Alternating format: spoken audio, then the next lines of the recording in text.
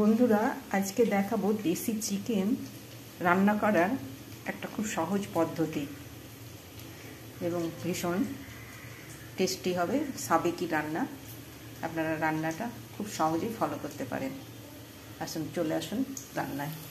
এখানে পরিমাণ মতো তেল, আলু, পেঁয়াজ ভেজে নেওয়া হচ্ছে। আলুগুলো এরপরে তুলে নেওয়া হবে একটা জায়গায়।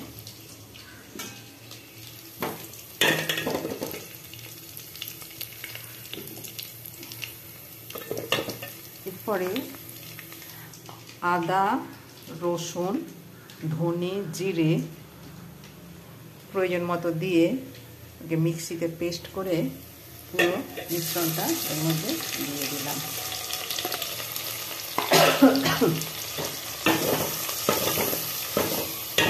এর মধ্যে আমি অ্যাড করব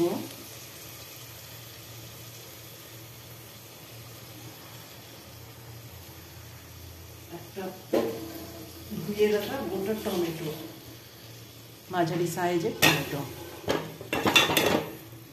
গোটা টমেটোটা দিলে আস্তে আস্তে গলে যাবে এবং উপরের চামড়াটা আলাদা হবে। এটা মিক্সিতে বাটলে যেটা হয়, খুব গ্যাদগেদে টাইপের হয়ে যায় এবং গ্রেভিটা অত ফাইন কোয়ালিটির হয় না।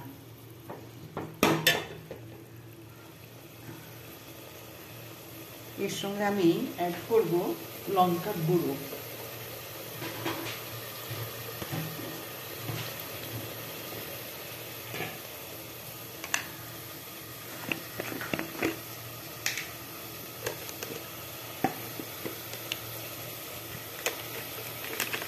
কাশ্মীরি লাল লঙ্কার গুঁড়ো দেবো, এতে রঙটাও ভালো হয়, ঝালটাও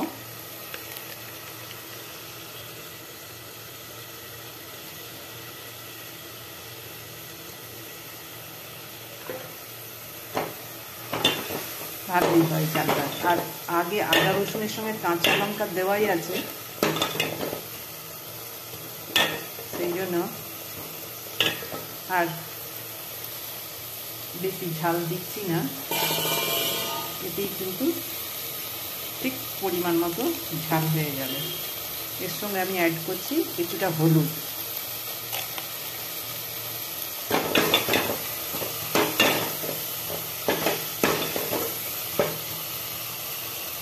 আস্তে আস্তে টমেটোটাও হিটেড হচ্ছে এবং মশলাটাও কষা হচ্ছে। এরপরে যখন মশলা কষতে কষতে তেল বেরিয়ে আসবে, তখন ওর মধ্যে আমি মাংসটা অ্যাড করছি।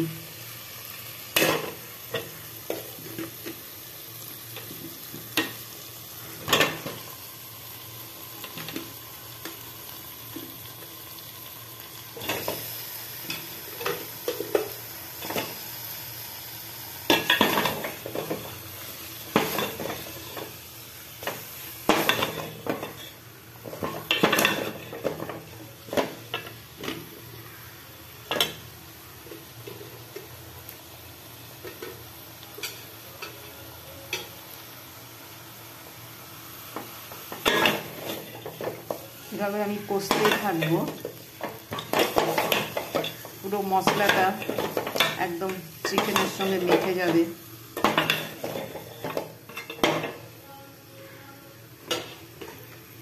এটা কম করে এখনো মিনিট 8-10 মিনিট তো লাগবেই।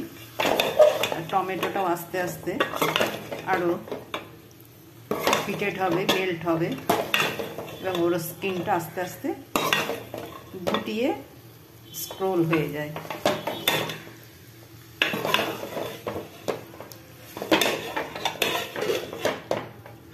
গ্যাসের ফ্লেমটা এখন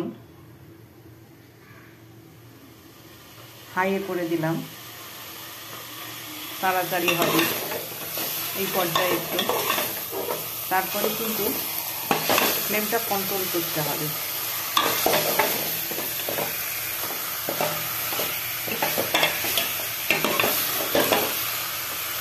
এখন খুব বেশি মশলা এখানে হাঁড়িতে নেই, তো মাংসের গায়ে লেগে গেছে। এইভাবে আমি করতে থাকবো। এরপরে আমি আস্তে আস্তে নুনটা দিয়ে দেবো। ধাপে ধাপে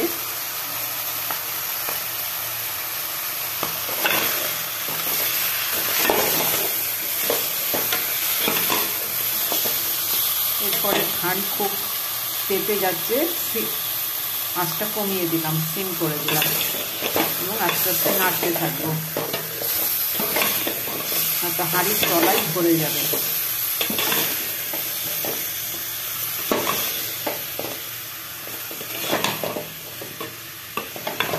মশলাগুলো মাংসের মধ্যে ঢুকতে থাকবে,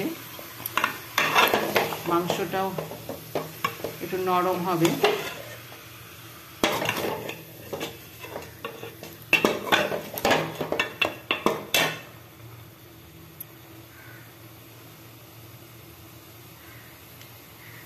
গ্যাসের সিমটা আর একটু বাড়িয়ে দিলাম একবার, একটু দ্রুত হোক রান্নাটা।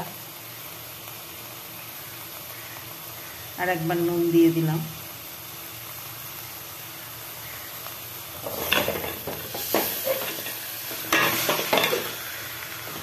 টমেটোটা এখনো গলেনি,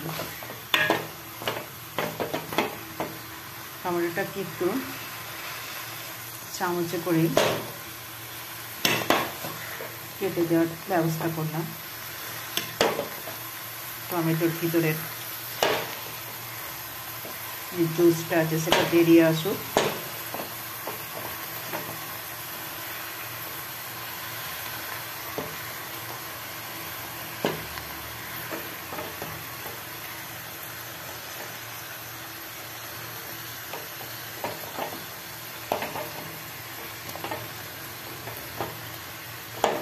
টমেটোটা কেটেও দেওয়া যায়, তবে তাড়াতাড়ি করার জন্য আমি গোটাই দিয়ে দিয়েছিলাম। অসুবিধা কিছু নেই, ও ঠিকই মেখে যাবে সব।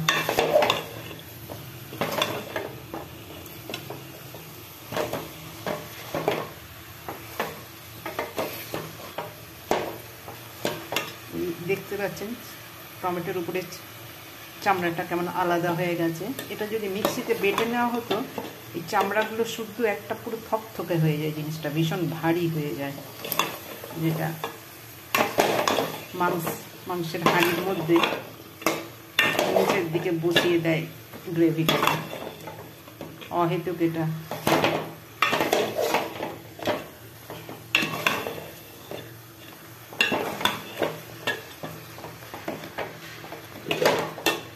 এখানে কোনো টক দই বা এইসব কিছু আমি ব্যবহার করলাম না, টমেটোই টকের কাজ করে দেবে।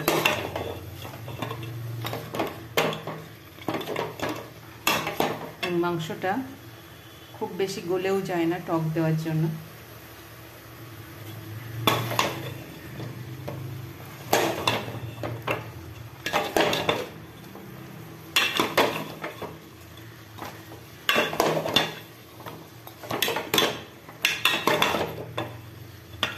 এখনো জল ছাড়ছে চিকেন, এটা দেশি চিকেন, সেই জন্য মাংসের পরিমাণটা খুবই কম, হাড়ের পরিমাণ খুব বেশি।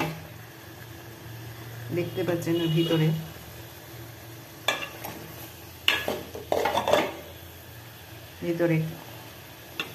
গ্রেভিটা একটু নিচে একটু জমে আছে, গ্রেভিও বেশ চকচক করছে, আস্তে আস্তে তেল ছাড়তে শুরু করেছে।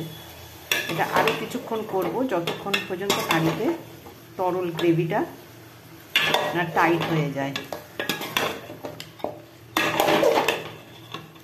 দরকার মতো একটু গ্যাসের আঁচটাও বাড়িয়ে দিই।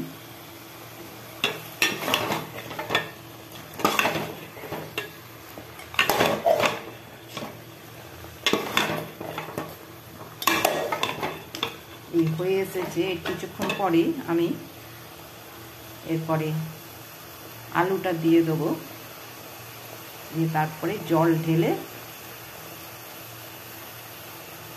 Minute 8 ফুটলেই chicken ready.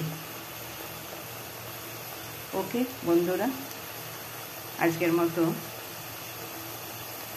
এখানেই সমাপ্ত করব। কমেন্ট করে জানাবেন কেমন লাগলো আপনাদের চিকেন রান্না।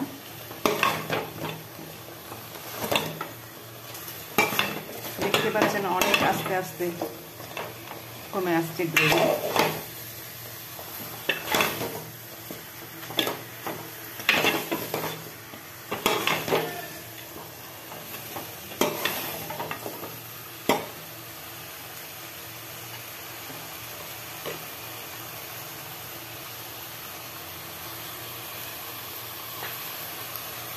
আলুগুলো আমি ঢেলে দিলাম।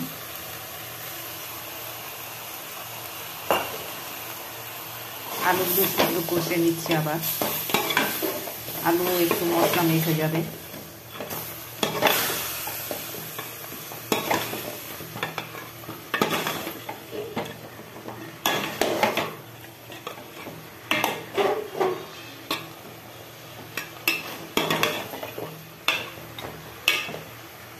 এটা একদম সাবেকি রান্না, আমাদের নানি দাদিদের হাতে রান্না করতে দেখেছি। এরকম আদা রসুন হলুদ দিয়ে রান্না, পেঁয়াজ। মোগলাই ডিশে যেমন হলুদটা থাকে না, এখানে কিন্তু হলুদটা থাকে। একদম সাবেকি টেস্ট। যারা ভালোবাসেন দেশি চিকেনের একদম পারফেক্ট রান্না তাদের জন্য।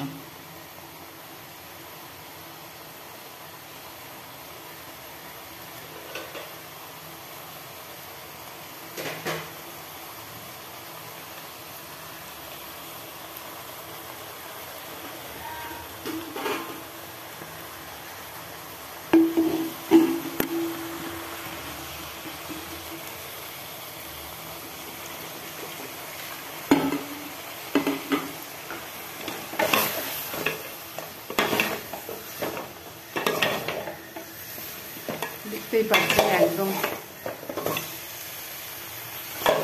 ভিতরের মশলা শেষ হয়ে গেছে, পুরো ড্রাই হয়ে যাচ্ছে একদম।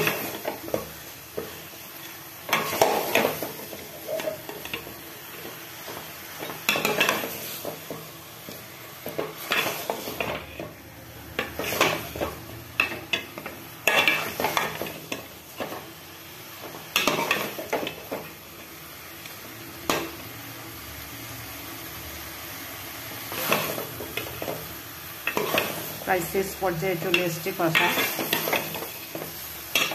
এবার আমি জল ঢেলে দেবো। যতটা মাংস ঠিক সেই লেভেল পর্যন্ত আমি জল ঢালবো, তাহলে মাংসগুলো সুসিদ্ধ হয়ে আসবে।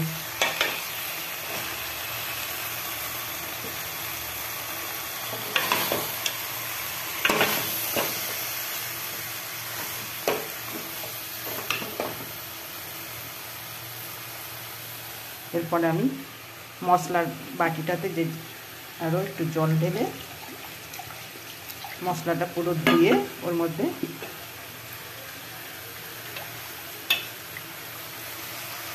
দিয়ে দিলাম। আরও জল লাগবে।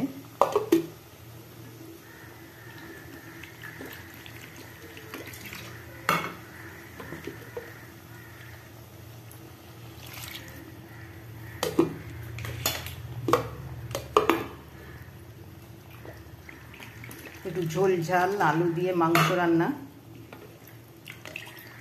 নানি দাদিদের হাতের রান্না আপনাদের সকলকে মনে করিয়ে দেবে খেতে খেতে। এখন তো আর কেউ এক থালা ভাত খায় না, খুব অল্প ভাত খায়। একটু ভাতটা খেয়ে বসে বসে মাংসটা খাবেন আর স্মরণ করবেন পুরোনো দিনের কথা।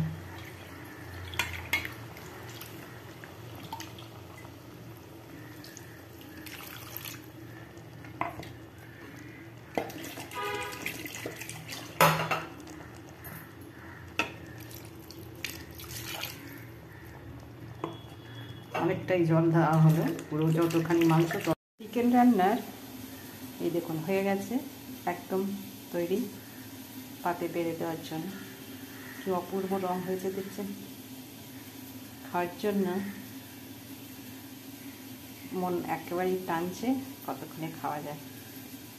আজকের মতো রাখি বন্ধুরা, ভালো লাগলে সাবস্ক্রাইব করবেন, এক সামান্য উপকার আমার।